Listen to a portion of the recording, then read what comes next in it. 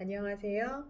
즐거운 하루 보내시고 계신가요? 저도 맛있게 점심을 먹고 조금 나른하긴 한데요. 졸리기도 하고 그렇지만 책을 잠깐 읽어드리도록 하겠습니다.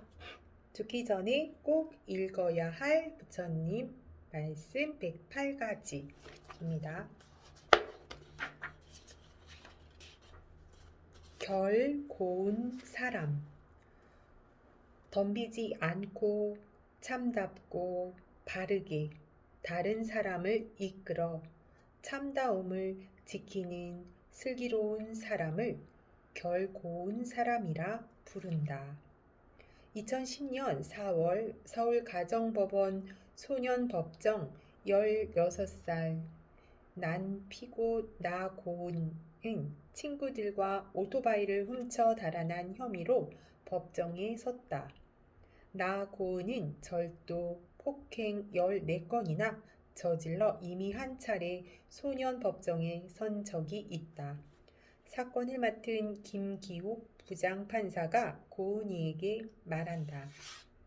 자, 나를 따라 힘차게 외쳐보렴. 나는 세상에서 가장 멋지게 생겼다. 느닷없는 말에 어리둥절해하던 고은이는 기어들어가는 목소리로 나는 세상에서 하고 입을 뗐다. 더 큰 소리로 따라해봐. 나는 무엇이든지 할 수 있다. 나는 무엇이든지 할 수 있다. 나는 이 세상에 두려울 게 없다. 나는 세상에 두려울 게 없다. 이 세상이 나 혼자가 아니다. 이 세상에 나 혼자가. 고은이는 북받쳐 오르는 울음을 참지 못하고 흐느끼고 만다. 간호사를 꿈꾸던 고은이는 2009년 초 남학생들에게 끌려가 집단 성폭행을 겪는다. 충격을 받은 어머니는 몸이 마비되기까지 했다. 저 때문에 어머니가 그렇게 됐다며 시달리다 엇나가기 시작한 고은이는 거친 아이들과 어울려 잘못을 저지르고 말았다. 김 판사는 이 아이는 가해자입니다. 그러나 이 아이 잘못이라면 자존감을 잃어버린 겁니다. 그러니 자존감을 찾아주는 처분을 내려야 하지요. 라며 눈물범벅이 된 고은이를 법대 앞으로 오라고 했다. 이 세상에서 누가 가장 중요할까? 바로 너야. 그 사실만 잊지 않으면 어떤 힘든 일도 너끈히 이겨낼 수 있을 거야. 라며 두 손을 뻗어 고은이 손을 꼭 쥐었다. 그리고 아무 처분도 내리지 않는 불처분 결정을 내렸다. 더불어 건임, 좋은 길동무들과 뜻을 나누며 건임은 거룩한 길을 더불어 다지는 것이다. 좋은 길동무들과 뜻을 나누며 함께 건임은 거룩한 길, 절반이 아니라 그 모두라는 말씀에 따른 붓다와 더불어 건임에는 여성과 남성, 마부, 이발사, 장사치, 귀족을 가리지 않고 두루 어울린다. 높낮이, 위아래가 없기에 이끄는 사람이 있을 수 없다. 같이 거닐며 여럿이 빙 둘러앉아 어우렁더우렁 구순하니 얘기 나누며 어울릴 뿐이다. 붓다는 수행자는 좋은 동무들과 함께 하기에 그릇된 욕망을 물리치고 번뇌를 여의어 마침내 올바름을 이룬다며 등 두드린다. 더불어 걸림 없애기, 손을 삼가고 발을 삼가고 말을 지극히 삼가는 사람, 안으로 기뻐하고 주의 깊으며 호젓이 넉넉할 줄 아는 사람을 수행자라 부른다. 원효 스님이 말씀하신 화쟁은 더불어 화에 간할 쟁을 모인 말씀이다. 쟁은 말씀 언에 다툴 쟁을 모아놓은 글씨로 서로 뜻이 맞지 않을 때 숨을 가다듬고 말씀으로 풀며 더불어 살아가야 한다는 뜻이고, 화에서 가리키는 더불어는 더하면 불어난다는 말이다. 사내는 말할 것도 없고 제 아무리 여성이라도 혼자서는 아이 하나 낳을 수 없다. 그러나 둘이 모이면 셋도 되고 넷도 된다. 마찬가지로 아무리 옹근 씨앗이라도 땅과 물이 햇빛과 바람이 더불어 힘쓰지 않으면 그저 하나에 그칠 뿐이다. 그저께 법정 스님 열반 육주기 추모법회 2005년 겨울 안거 푸는 법석에서 하셨던 스승 말씀과 다시 만났다. 불행을 만드는 것은 가진 게 모자라서가 아니고 몸이 편치 않아서가 아니라 지난날 늪에 갇혀 헤어날 줄 몰라서이다. 맺힌 걸 풀어야 꽃피고 새가 우는 화창한 봄을 맞을 수 있다. 잔소리를 잘 나누면 큰 소리 칠 일이 생기지 않고 입씨름만 잘해도 칼부림할 일이 없어진다. 맺힌 걸 풀어 걸림 없애기 우리가 거닐 길이다. 동무 일이 생겼을 때 벗이 있어 기껍고 주어진 것에 넉넉하다 여기면 즐겁다. 옹색해도 너그러이 살면 죽음 앞에서 기껍고 모든 괴로움에서 벗어나 즐겁다. 네 곁에 있는 사람, 네 발길이 머무는 곳, 네가 읽은 책이 너를 알려준다. 괴테 말씀이다. 동무에게 내가 들고 내게 동무가 들어와 우리를 이룬다. 내가 읽은 책이 나를 빚고 내가 한 말과 글이 누군가와 어우러져 사회를 이룬다. 내가 사는 곳이 나를 이루고 내 삶이 어우렁더우렁 터무니를 빚는다. 서로 물들고 물들이며 어울리지 않고서는 한때도 이어갈 수 없다는 것을 알면 어찌 고맙지 아니하랴. 모자라면 모자란 대로, 넉넉하면 넉넉한 대로 주어진 모든 것이 기껍고 고마운 줄 알면 때 맞춰 낡은 몸 벗고 가야 하는 죽음 또한 기꺼울 수밖에. 막무가내 인 적은 두지 말라. 할 수 있다면 어리석은 이와 만나지 말고 어리석은 사람과는 더불어 일하지도 말라. 아울러 그런 이와 무엇을 따지려 하지 말며 옳고 그름으로 다투지도 말라.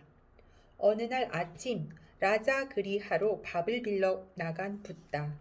멀리서 오는 데바다타를 보고는 슬그머니 다른 골목으로 돌아서 가려고 했다. 아난다가 여쭌다.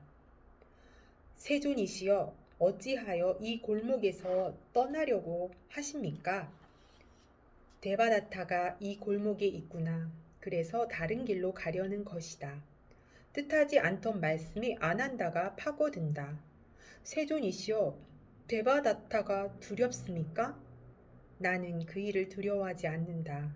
그저 좋지 않은 사람과 만나고 싶지 않기 때문이다.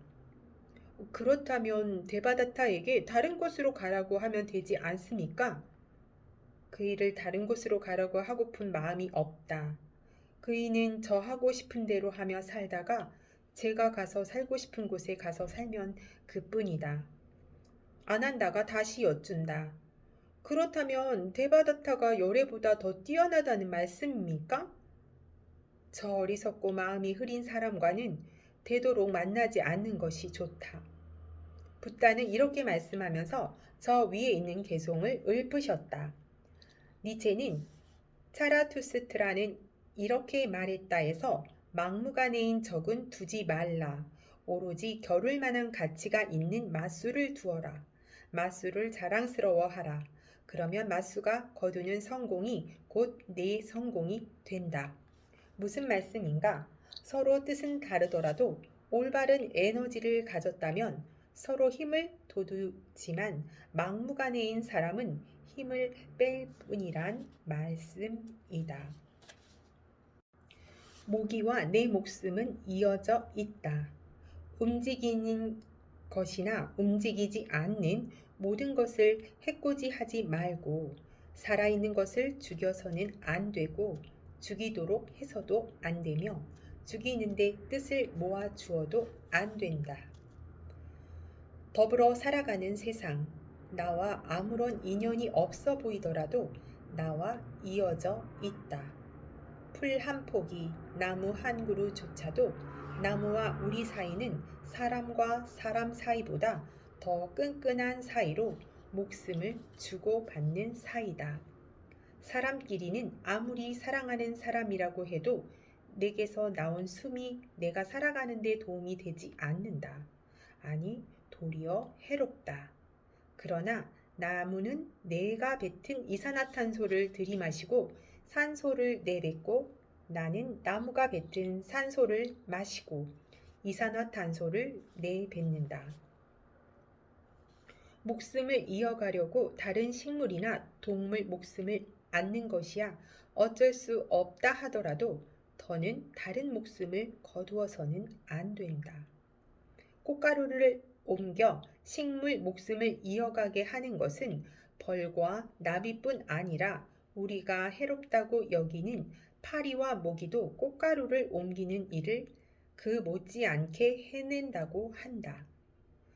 무엇과도 더불어 살아야 하는 것을 내가 미처 헤아리지 못한다 하더라도 할 수만 있다는 산 목숨 죽여서는 안 되는 것을 말할 것도 없고 살려내는데 힘을 보태야 한다.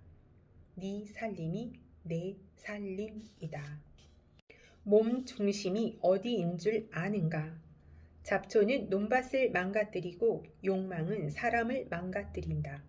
욕망을 여인 이에게 올리는 공양은 옹근 열매를 맺는다. 제 욕망에 빠지면 네 욕망 따위는 내 욕망을 가로막는 걸림돌일 뿐이라 여기기 쉽다. 제 생각에 빠진 이들일수록 네 생각 따위는 안중에 없다. 마치 사냥에 나선 표범이 두려움에 떠는 토끼나 사슴 눈길이 와닿지 않는 것처럼 세월호 참사가 터지고 나서 얼마 지나지 않아 도법 스님이 물었다. 우리 몸 중심이 어디인 줄 아느냐고? 어리둥절하고 있으니 아픈 곳이라고 말씀하신다. 가시에 손끝만 찔려도 온 신경이 다 그리 쏠리지 않느냐고. 앓는 사람은 어떻게 하면 이 아픔에서 벗어날 수 있을까 하는 생각 말고 다른 생각이 들어올 겨를이 없다. 이런 이들이야말로 욕망에서 벗어나 있는 사람이다. 그러니 이 세상에 앓는 사람에게 올리는 공양보다 더 큰 공양은 없다. 1986년 부처님 오신 날 성철 스님이 말씀하셨다. 교도소에서 살아가는 거룩한 부처님들, 오늘은 당신네 생신이니 축하합니다. 술집에서 웃음 파는 엄숙한 부처님들, 오늘은 당신네 생신이니 축하합니다. 네, 오늘은 여기까지 읽어드리도록 하겠습니다. 얼마 남지 않은 하루 즐겁게 보내시고요. 편안한 하루 되시기 바랍니다. 감사합니다.